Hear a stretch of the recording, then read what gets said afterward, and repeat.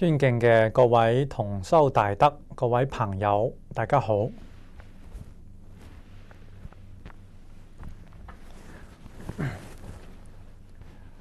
咁我哋咧就繼續嚟學習《太上感應篇》。頭先咧我哋啱啱開講本文嘅第一句所謂禍福無門為人自照，善惡之報如影隨形。呢一句話係全文嘅總綱領，佢係貫穿呢篇《太上感應篇》咁佢係畫龍點睛把所有吉凶禍福嘅原理同我哋和盤托出。所以我哋知道人之所以會有吉有福，就是因為起善念做善行，講善言。人之所以會得到凶得到禍，就係因為佢做惡事，起惡念，講惡言。呢個善惡嘅報應就好似影子跟住身體一樣絕對就唔會有差錯而且係同時嘅，一有呢個因就會有呢個果。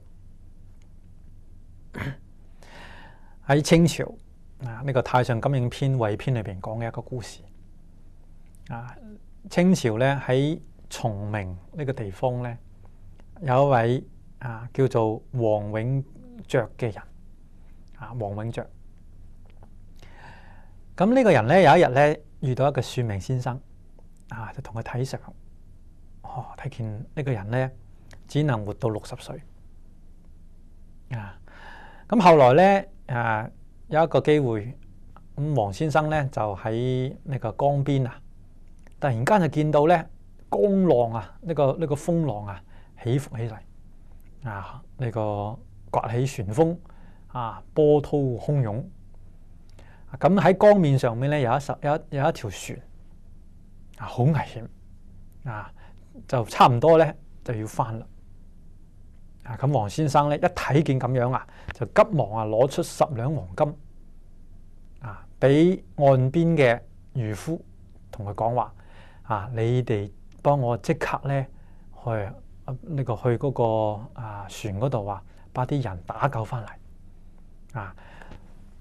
咁結果咧就咁樣打救咗13條人命。咁後來咧王先生又遇到嗰個睇相嘅先生算命先生嗰個算命先生一睇，哇，好驚奇話哎呀，王先生估唔到幾日不見，你面上嘅陰字紋都已經起來啦究竟係咩原因呢？咁王先生咧就講咗佢呢幾日發生咗一件咁嘅事情。算命先生就點頭講話：你依家因為積咗好大嘅陰德，所以你呢個壽命絕對唔止60歲啦，可以好長壽而且你個仔會得咗好好嘅富貴咁之後咧呢個王先生果然就生咗個仔叫做王振鳳考上咗康熙己未年會試嘅榜首咁王永爵先生本人亦都活到90幾歲所以我哋知道人為什麼可以得到呢個富貴長壽善終？呢啲係我哋人所祈求嘅福報呢個就係因為人做呢個善事，積呢個陰德嘅緣故。而當我哋積陰德嘅時候，喺嗰一剎那嗰個時刻，天已經整定咗，把嗰個善嘅報應同我哋安喺我哋嘅頭上啦。所以因果真係同時嘅只不過係等因緣到咗之後，我哋就會享受到呢個果報呢個係古來睇見嘅呢啲例子當然非常之多《太上感應篇》彙編裏邊收集咗歷史上嘅真實例子嚟注解《太上感應篇》，非常之好每一句話都有案例都有真實嘅故事證明感應嘅道理絲毫都冇差錯。咁大家咧有興趣有時間咧真係應該睇下《太上感應篇》彙編同埋呢個白話嘅譯本。咁因為我哋嘅時間關係冇可能咧詳盡咁介紹《太上感應篇》而且我哋咧老法師亦都咁講希望用現代人嘅例子盡量用現代例子嚟觀察嚟體悟呢個善惡報應嘅道理咁我哋現前我哋知道呢個伊拉克前總統薩達姆侯賽因咁佢喺舊年12月30日俾呢個判處死刑執行。咁呢位前總統咧，大家都已經熟知嘅啦真係成為咗一個風雲人物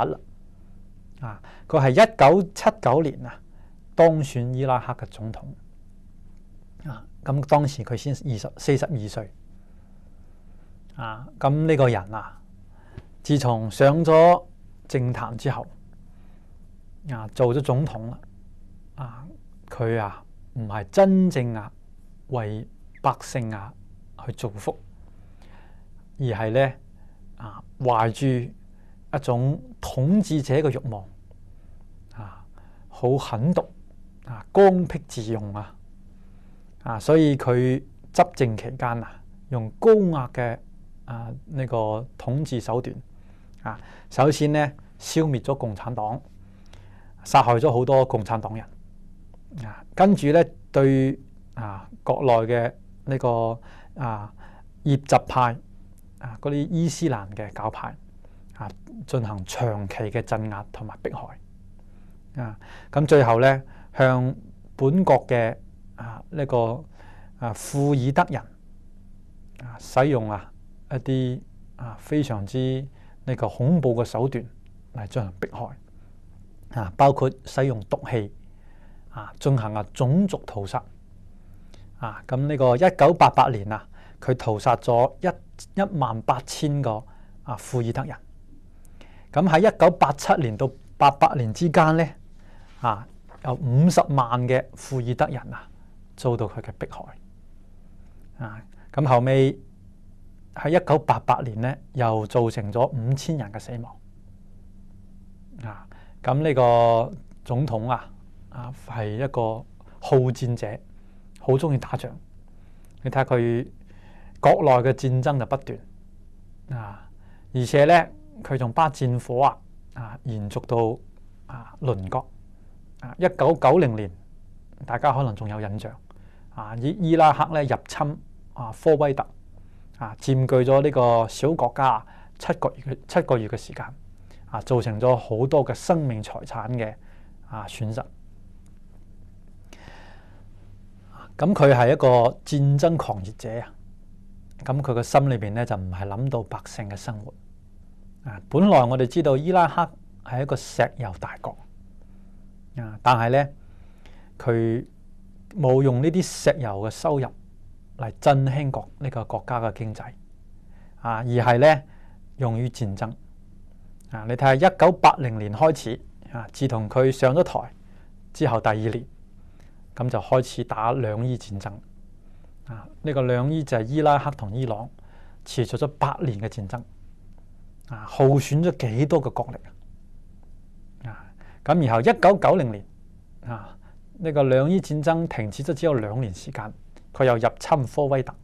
然後咧開始咗美國對佢嘅呢啲聯合國對佢嘅制裁同埋呢個戰爭所謂海灣戰爭咁當時聯合國又對伊拉克進行經濟制裁所以咧整個伊拉克嘅經濟可謂雪上加霜，民不聊生。咁佢喺政治上、經濟上不能夠為呢個國家人民造福，而佢嘅個人生活咧亦都係好唔檢點。根據報道呢個都係網上睇嚟嘅信息，新華網上面。自從佢1970年代開始之後，佢喺政壇上面步步上升啦。咁佢嘅原配夫人咧就俾佢丟喺一邊。佢就呢個連續咧娶咗3個老婆，總共有4個老婆。而且除此之外佢周圍啲女人又好多，所以佢真係叫做沾花惹草。生活咧都好唔檢點。咁呢個人對於自己嘅家族呢個包括自己嘅親人有時都係用一種非常狠毒嘅手段。你睇下佢嘅女婿係一個兩伊戰爭裏邊表現好英勇嘅一個將軍。咁俾薩特姆咧睇中咗，就把自己嘅女嫁咗俾佢，做咗佢嘅女婿。咁後尾咧可能係兩個人不和，呢個女婿咧就突然間就跑到咗約旦逃亡，跟住咧就喺約旦公布咗一啲關於薩達姆發展大規模殺傷武器嘅一啲資料。咁呢個時候咧呢個因為對於薩達姆好不利，所以薩達姆咧就講啦，公開表示我可以原諒我自己嘅呢個女婿只要佢翻我哋自己祖國得噶啦。結果咧個女婿後尾就翻咗嚟，翻咗嚟之後，結果第3日咧呢個女婿就唔知點解被亂槍打死咗。所以我哋知道呢位薩達姆可以講話做咗好多惡事呢個惡報我哋亦都可以睇到。你睇下佢自從呢個上咗台之後呢個同美國咧同呢個西方國家咧一直都係非常之呢個不和。咁由於種種原因呢個喺2003年3年前美國同英國咧就藉口話伊拉克正在研製生化武器同埋核武器咁咧就再對呢個伊拉克進行打擊。咁冇幾耐咧就佔領咗伊拉克嘅首都呢個巴格達。咁當時呢位執政咗幾廿年嘅總統就此垮台佢嘅政權就垮台。所以佢嘅呢個福報就響到此啦。而且佢就得到咗家破人亡嘅報應。你睇下當時呢個佢嘅家族係一個好大嘅家族。佢有2個仔有新抱有女有2個女婿仲有幾個夫人。咁當時咧喺2003年6月美國國務院就發出通牒用1500萬美金嚟懸賞薩達姆嘅2個仔，一個仔1500萬美金。呢個懸賞只要把佢殺死反正或者把佢活擒反正生要見人，死要見屍，咁就要呢個1500萬嘅美金俾佢。所以結果咧就薩達姆嘅手下有個親信就出賣咗佢嘅2個仔。結果咧就通知到美軍咧就圍攻呢2個仔所藏匿嘅一個別墅。結果咧一場槍戰之後呢2個仔咧就喺槍戰中身亡。而且喺佢當中咧仲薩達姆個孫只有14歲，亦都被打死咗。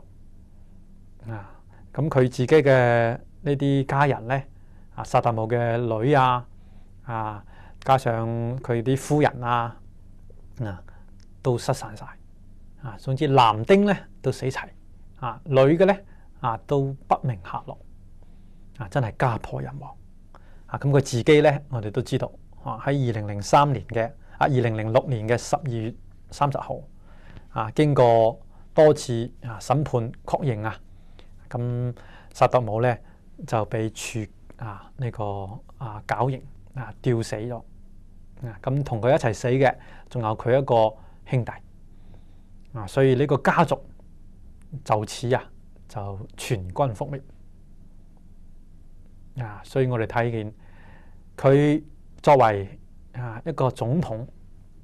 用一種狠毒嘅手段嚟殘害呢啲不同種類嘅人，而且咧呢個唔係為自己國家嘅經濟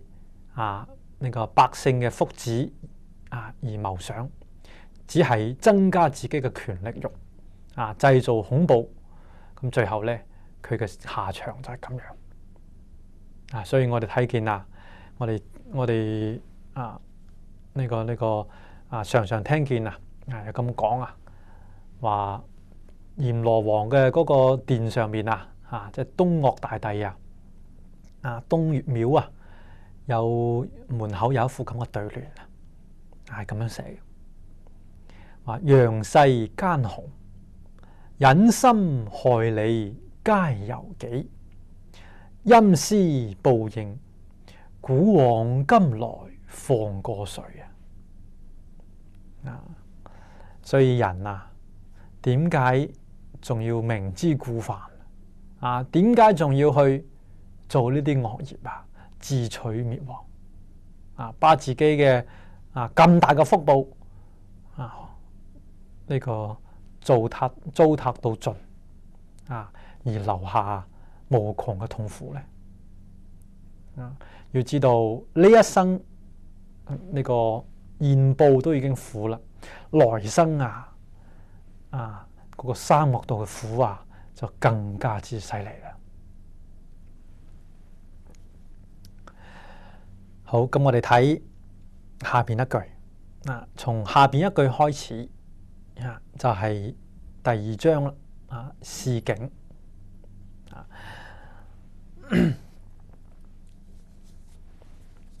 好，請睇經文。是以天地有思過之神，二人所犯輕重，以奪人算。呢度講嘅係天地之間有神靈，專門咧就掌管人嘅過惡。人所犯嘅過惡咧，神靈都會記咗落嚟。然後咧，按照所記載嘅善惡輕重嚟折罰人嘅壽命奪人算。呢個算咧就係壽算呢個一般嚟講話100日為之一算所以如果犯嘅惡多嘅話，奪取嘅壽命就多以100日為一個單位如果犯嘅罪輕嘅咧，咁就奪取得少。等到人壽命都奪取完咗啦，咁佢就會要死啦。即使你係再大嘅福報咁如果做惡事都會咧俾奪取而殆盡嘅人一日咁我哋要知道神靈咧，我哋講話都有5種神通嘅。所謂有天眼通天耳通、他心通、宿命通同埋神足通。天眼即係天眼洞視你所做嘅咩事情，佢喺天上睇得清清楚楚瞞唔過神靈嘅眼目嘅。天耳通就係佢能夠聽到呢個遠方所有嘅聲音所以我哋喺一個暗室裏邊2個人密謀諗一啲壞嘅呢啲計謀嘅時候，我哋兩個人自己靜悄悄咁樣講話，唔知道個神靈喺天上聽見咧好似雷聲咁大。他心通咧就係我心裏邊諗嘅嘢，都神靈都知道。所以你起個惡念咧，唔好認為話呢個神不知鬼不覺，呢個係叫自欺欺人神一定要知道，鬼咧一定係覺察到佢有宿命通就係自己知道自己前世，亦都知道我哋自己嘅前世關住佢有神足通有神通可以變化所以呢啲天神掌握住人類嘅佢哋嘅福祿壽我哋嘅福報都掌握住。咁我哋知道雖然話係佢哋掌握，但係咧唔係由佢哋嚟決定佢哋咧就好似世間人講嘅警察法官一樣佢係判罪嘅好似西方基督教裏邊講嘅審判上帝審判世人天神咧係審判嘅佢係按照人所做嘅善惡嚟審判人。所以咧，如果人佢冇做惡事，天神唔可以同佢加罪嘅唔可以咧俾個惡報嘅所以只有係我哋自己做咗惡事先會俾審判俾定罪如果我哋做咗善事，冇做惡事，神如果加罪於我哋嘅話咧，咁係神嘅過失啦，佢有罪啦佢要受審判啦呢個道理要明白。善惡完全係我哋自己去做所以我哋嘅果報咧又係我哋自己嚟決定嘅咁喺佛經裏邊亦都講過類似嘅呢啲情況譬如講喺華嚴經裏邊咧就講到每一個人自從出生嘅時候開始就會有兩尊神跟隨住佢一尊神咧就叫做同生一尊神咧就叫做同名佢哋兩個咧亦就係我哋講嘅善惡異報童子企喺人嘅嗰個肩膀上面，我哋人睇唔到佢但係我哋自己做乜嘢講乜嘢諗乜嘢佢都清清楚楚。一個神係記善事嘅一個神咧係記惡事咁等到我哋臨命終時咧，就按照呢個善惡嚟選擇我哋嘅來世。咁我哋知道鬼神係確實存在你睇依家現代科學已經證明呢一點。好多人認為鬼神呢個係迷信，其實唔係佢哋真正存在係不同維次空間中嘅生命你睇下呢個依家嘅科學家喺呢方面嘅領域都有好深入嘅研究你睇下呢個喺意大利有一位咁樣嘅專家佢係叫做巴希博士，佢就專門咧就用嗰啲通訊工具嚟收錄鬼神嘅聲音呢個幾廿年佢從1949年開始就研究研究咗幾十年咧，好成功佢嘅實驗係咁做請一啲啱啱死咗仔嘅母親過嚟咧作為實驗嘅對象。咁喺佢個實驗室裏邊咧仲有其他嘅一啲包括啲工程師包括一啲呢種靈性生命研究嘅專家咁大家一齊咧，首先咧用呢個通訊工具一種好似收音機一樣包括調到一個短波，然後咧就收集呢啲我哋話靈性生命嘅嗰啲信息一開始咧嗰個聲音好沙沙沙沙聲嘅咁然後咧慢慢咧就靜落嚟啦。咁當時咧就聽見啦，呢個喇叭裏邊傳出啲風嘅聲音。咁呢個巴希博士佢好有經驗啦，佢就知道呢鬼神要嚟啦。跟住然後對住嗰個收音機嚟呼叫。咁話我哋喺呢度啊，你哋嚟咗未啊？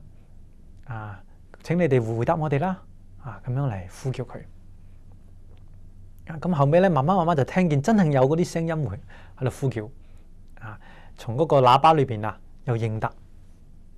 所以我哋嚟啦，嚟啦，咁樣聽見個聲音。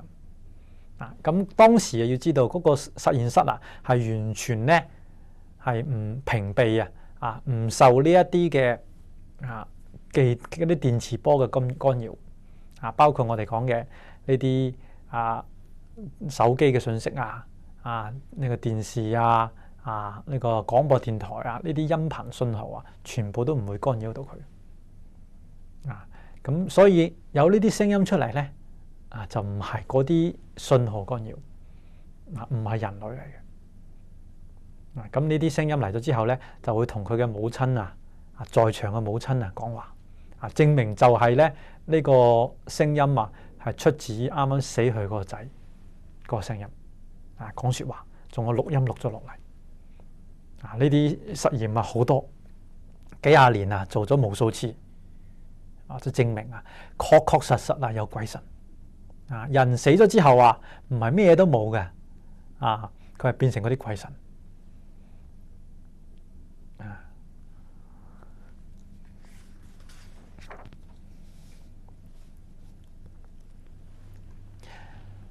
咁仲有一個例子咧，係喺印度前年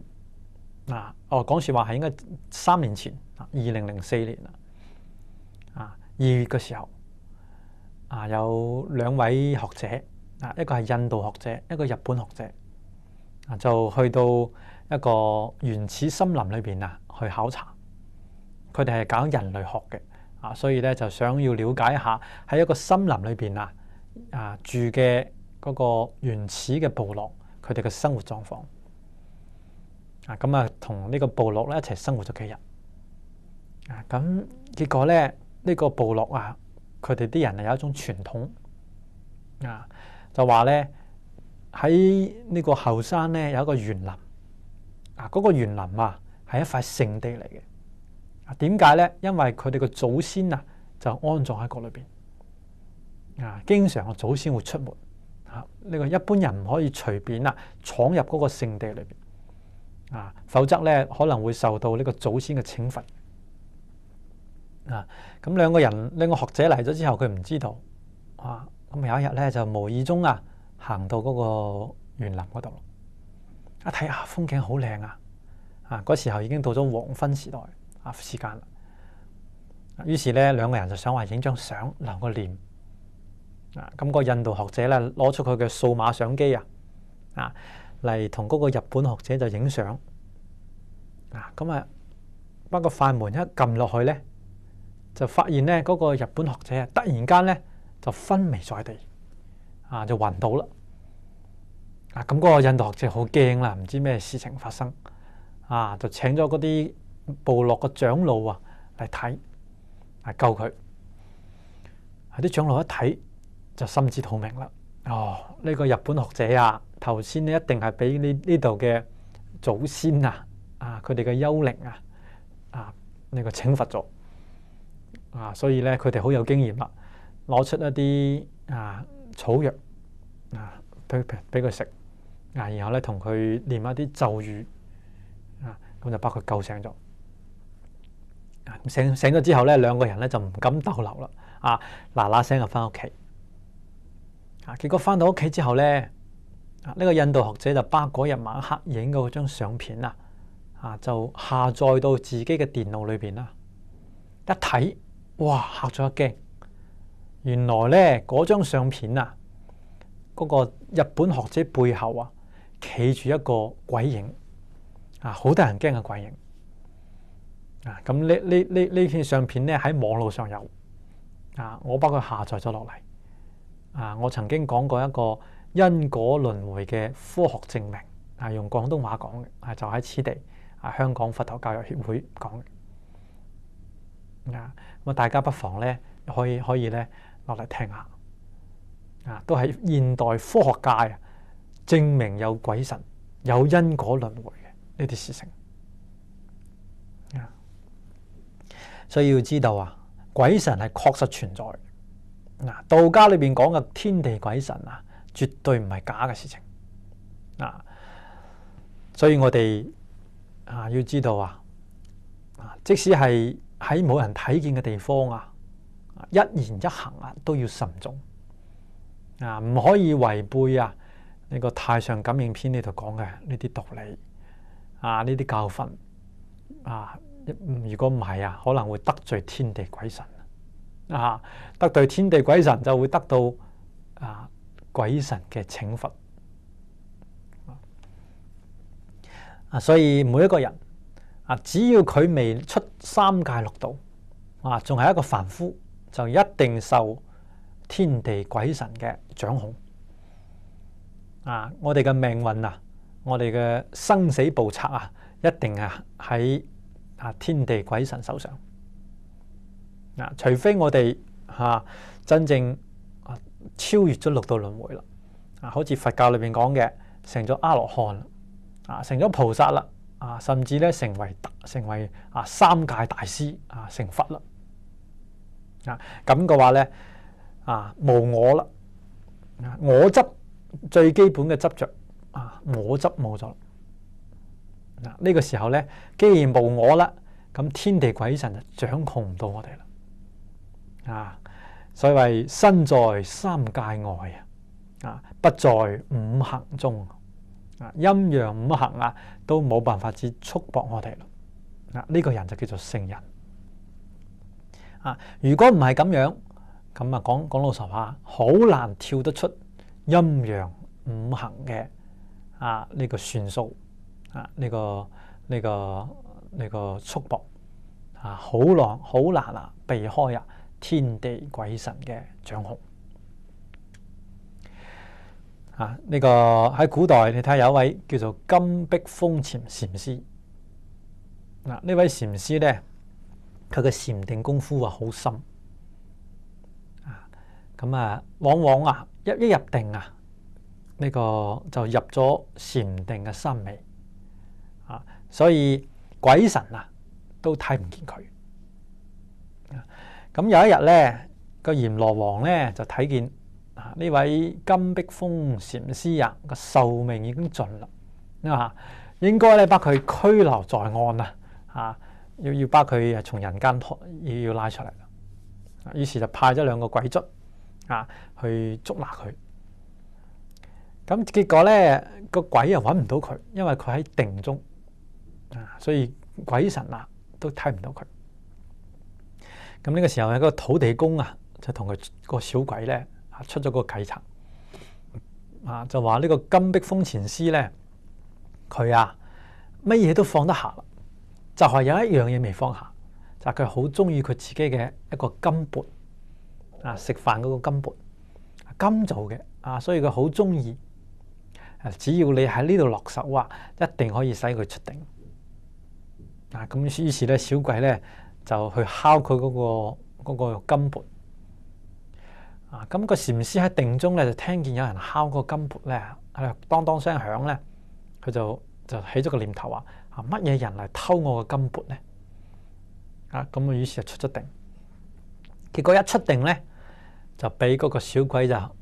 把嗰個手腳就綁住咗咯捉拿啦呢個禪師先知道自己上當自己嘅禪定功夫雖然好但係仲有一樣未放下所以佢咧就攞起個金缽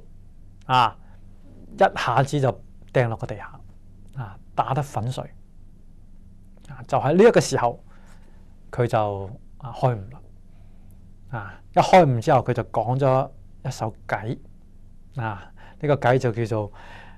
若人欲拿金碧峰呢個係佢自稱啦，金碧峰如果有人拿我捉拿我，除非鐵鏈鎖虛空啊，虛空若能鎖得住啊，再來拿我金碧峰啊，咁一句計啊，所以禪師啊，禪定功夫成就咗啦，心如虛空啊，無我嘅狀態，鬼捉都攞佢冇辦法啊，所以我哋要知道，我哋啊要求生極樂世界。呢個係作聖人啊，係所有嘅妄想執着啊，都可以喺極樂世界斷除乾淨啊。因此啊，我哋依家啊呢個要知道，雖然未能夠好似禪師一樣啊，達到無我嘅境界，但係咧，我哋要揸住啊，執住呢一句南無阿彌陀佛。求生淨土也是不在陰陽五行束縛之中啦，也是鬼捉拿我哋唔何啦，因為我哋真心發願求生極樂世界，已經同阿彌陀佛咧有咗連姻，有咗一個契約啦，一定能夠去就不是一般世界人。咁我哋再用一個功夫咧，就要克制自己嘅啲念頭用一句南無阿彌陀佛把所有念頭克制住咁樣慢慢達到咧不起執着不起妄想。咁聖人喺境界我哋呢一生咧都係有希望得到聖人同我哋所唔同嘅地方就在於聖人佢放下咗一切嘅執着佢嘅情執已經斷盡咗所以叫做克念作聖。你把呢個念頭當中嘅啲情執呢啲煩惱貪着克服住，你呢一世就有可能做聖人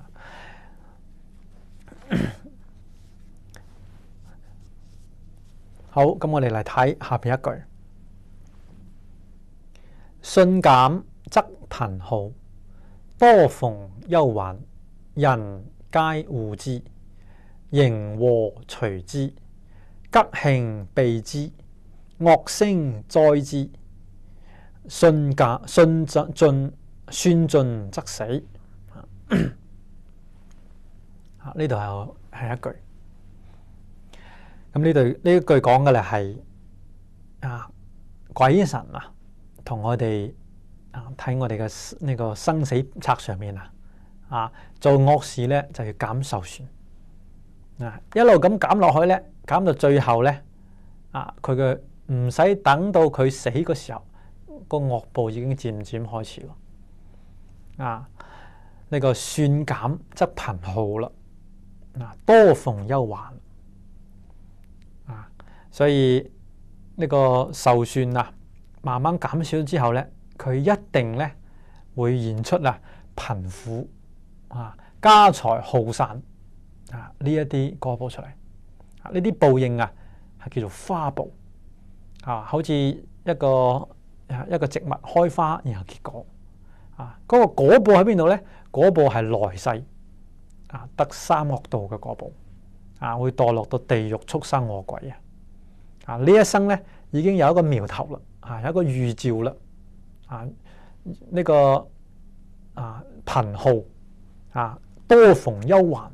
呢啲咧就係佢呢一世嘅報應呢個憂患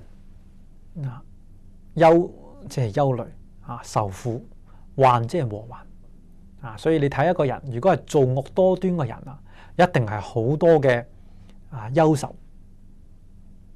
好多嘅禍患好多個不如意嘅事情發生而一個善人咧，佢啱啱相反，佢一定會好多快樂所謂為善則樂助人為樂自得其樂佢好樂而且佢會越來越福報呢個人幫助佢嘅人會越嚟越多，禍患咧就去除啦。所以我哋從自己嘅現世嘅狀況就可以睇出，我話從可以推測我哋呢個人係咪善定惡。好似呢個余正義公余造神記裏邊呢本書，我哋前嗰排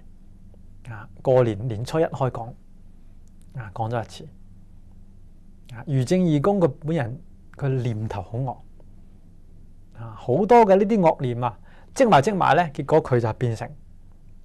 家庭不幸生咗呢個4個仔5個女，結果咧死嘅死，散嘅散，失咗失都失散晒結果最後咧淨返一個女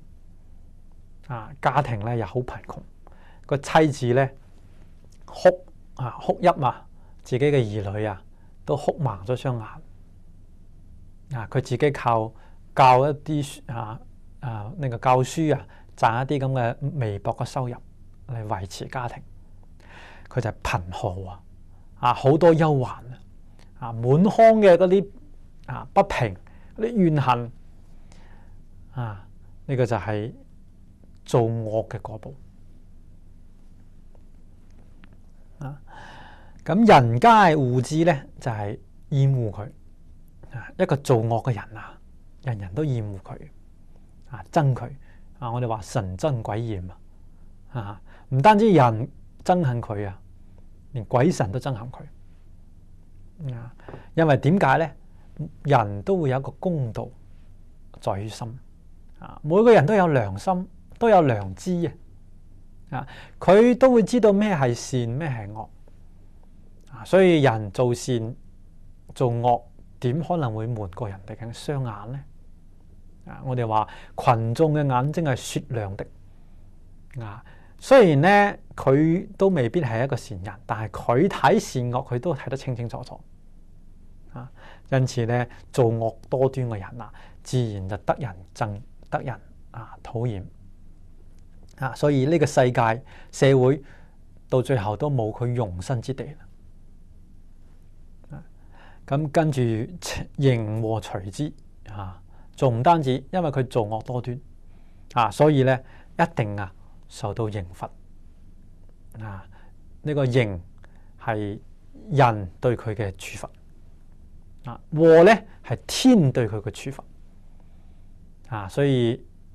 人同埋天都唔會放過佢咁佢嘅呢個命運就好悲慘咁吉慶備之一切嘅吉利慶即係福報值得慶賀嘅嘢全部都冇都避開咗佢啦點解咧？因為佢做惡事就同惡道相應一個人做善事佢先係與善相應吉利福慶呢啲都係善報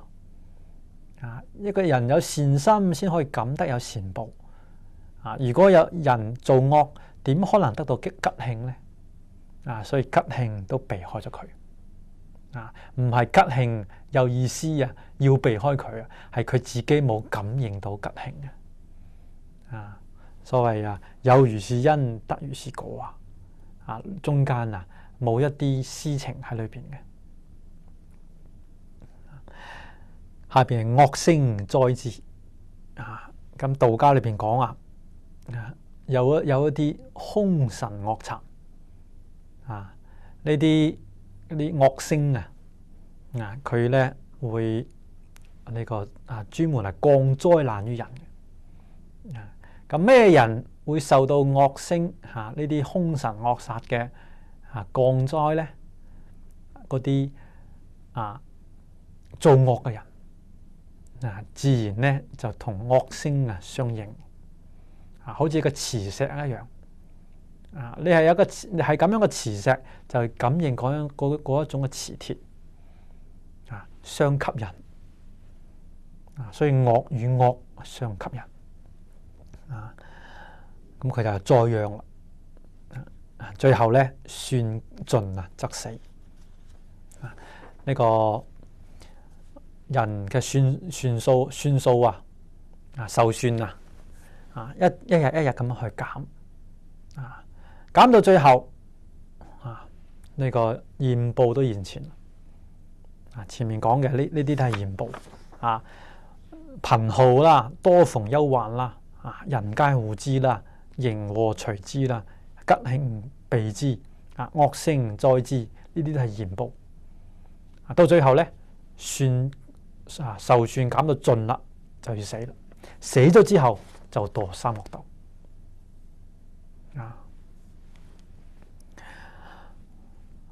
所以我哋知道上天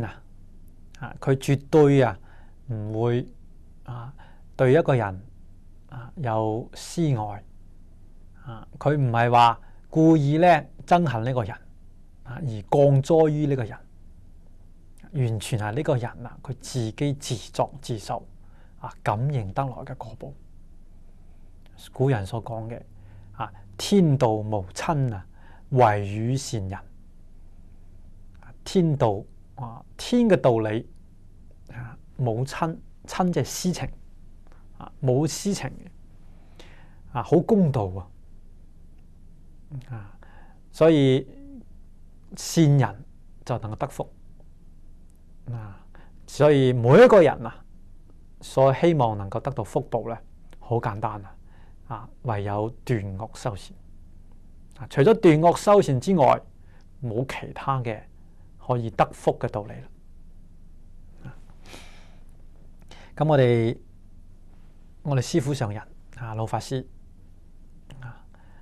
呢個有一次去印尼，咁第一次去印尼嘅時候我有幸咧又跟住老法師一齊去。當時咧係印尼嘅副總統邀請我哋老法師參加佢哋嘅一個國慶日。咁喺總統府嘅時候副總統咧就請教老法師我哋呢個自從1998年呢個金融風暴之後，印尼經濟一直都不景氣社會咧一直都不安定所以請教老法師如何能夠使到呢個社會恢復安定，恢復經濟繁榮咁老法師就講俾佢聽呢件事情政治辦不到軍事武力經濟其實都辦唔到真正能夠辦得到嘅係一定要通過教育先辦得到我哋知道印尼天災人禍好多你睇下呢個海嘯呢個嗰時係2004年好似係呢個海嘯加上接踵而嚟嘅地震最近前幾日仲有一個大地震都死咗唔少人印尼天災好多，人禍又好多經濟不景氣人民生活喺非常苦難當中。呢啲天災人禍點可以化解呢？要知道化解嘅道理就喺我哋感應篇裏邊要點樣做呢？係轉變人心人心轉變過嚟之後，天災人禍就冇啦。呢個係自然感應嘅道理而轉變人心最好要用咩呢？用教育所以我哋老法師建議印尼政府應該用多元文化嘅社會教育特別係印尼係一個伊斯蘭國嘅大國85%嘅人都係伊斯蘭教徒，應該用伊斯蘭教嘅倫理道德通過呢個廣播電台電視呢啲媒體去向整個全國教育咁因為印尼佢係一個千島之國，島嶼好多，17000個島嶼人口分散所以用呢種遠程教學咧係最好嘅。如果真正能夠請幾個呢啲有德行、有學問嘅學者嚟宣講倫理道德，教導大家因果嘅道理，醫師能夠好講因果咁樣嘅話，不出一年，師父話就可以整個印尼社會安定，人心向善，社會一安定啦，咁呢個外國嘅投資就會入嚟啦。你呢個社會唔安定，佢點會敢嚟呢度投資呢？所以你經濟冇百分之繁榮，所以想得到安定，想得到經濟繁榮，就用教育嚟轉化人心。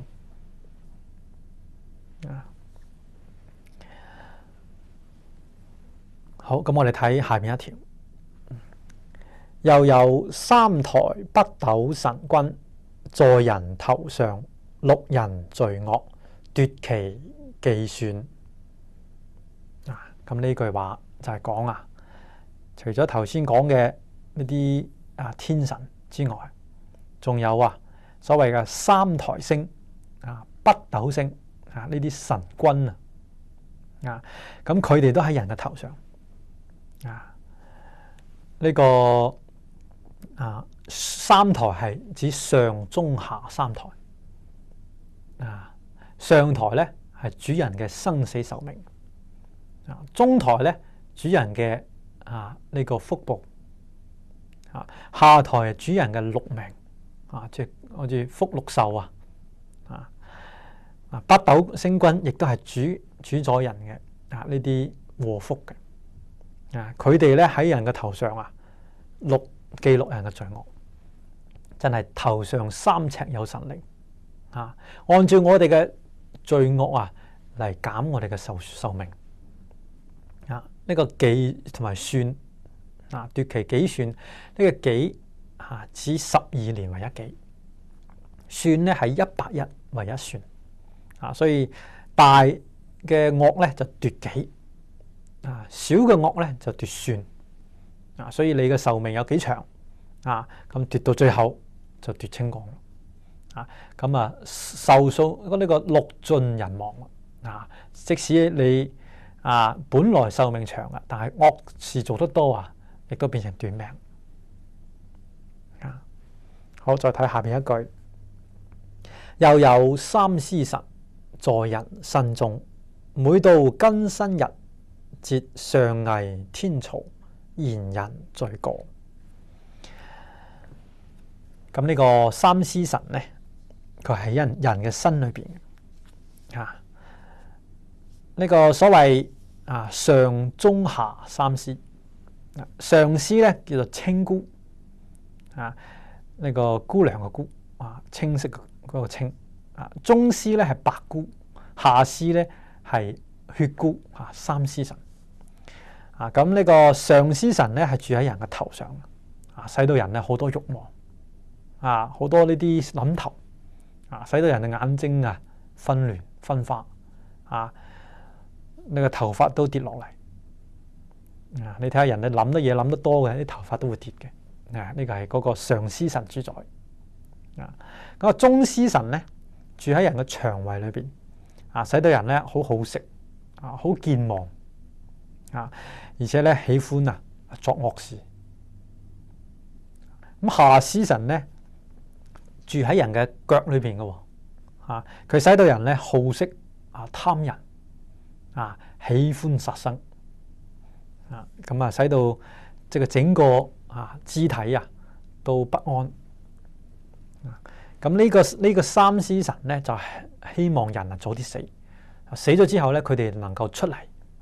可以咧做鬼神受人嘅血腥嘅供養所以佢每到庚申日即係呢個庚申我哋天支呢個天干地支裏邊合埋一齊嘅庚申呢日60日為有一日係庚申日咁佢咧每60日咧就會上到天上喺天曹嗰度講呢個人嘅過失希望咧天同佢奪算啊，最後咧佢就能夠壽命到啦，呢三司神就出嚟啊。咁下邊係月晦之日，灶神益言。月晦即係人一個月啊，到咗最尾一日就叫做月晦啊。咁灶神咧就喺呢一日啊，就會呢個上到天上啊，講一個家庭嘅呢個罪惡啊。一個灶神咧係掌握呢個一個家庭嘅福報啊。咁我哋睇到明朝嘅余正義公啊，佢就真正遇到灶神啊。我哋前嗰排講咗呢個遇灶神記啊，大家可以攞嚟聽下啊。你睇灶神知道余正義公啊個念頭裏邊心呢啲貪念啊、淫念啊、嫉妒念啊呢啲惡念，神都知道啊，所以唔可以唔謹慎啊。好，請睇下句：凡人有過，大則奪己，小則奪算。所以呢度重複講話，人如果有過失咧，大嘅過失奪一己12年，小嘅過失奪100日咁可以增倍嘅。比如我哋嘅過失大2倍咧，就奪2個幾2個12年咁如是去推測咧，睇下人如果做嘅惡事多可能咧即刻就會斃命所以我哋睇見好多人呢個犯咗殺人罪嘅即刻攞去槍斃，年紀輕輕就俾槍斃呢個係咩咧？做惡事太大啦壽命一下就斷絕咗。下邊咧係最後一句其禍大小有數百時，欲求長生者，先須避之。呢度咧就係講到呢一章嘅結束呢個講嘅呢啲過失嘅大小有數百時咁多咁詳細就會記載喺呢個感應篇後邊我哋咧大小過惡都要對照咁太上老君就勸導我哋欲求長生嘅人就係你想長壽，長壽係一個福咁換句話嚟講，我哋想得到福報唔單止長壽福祿加上智慧等等，你想求福報咧，先須避呢啲過失避免犯過失，咁樣先可以得到真正嘅福報咁今日嘅時間到啦我哋先學習到呢度，聽日咧我哋再嚟繼續多謝大家。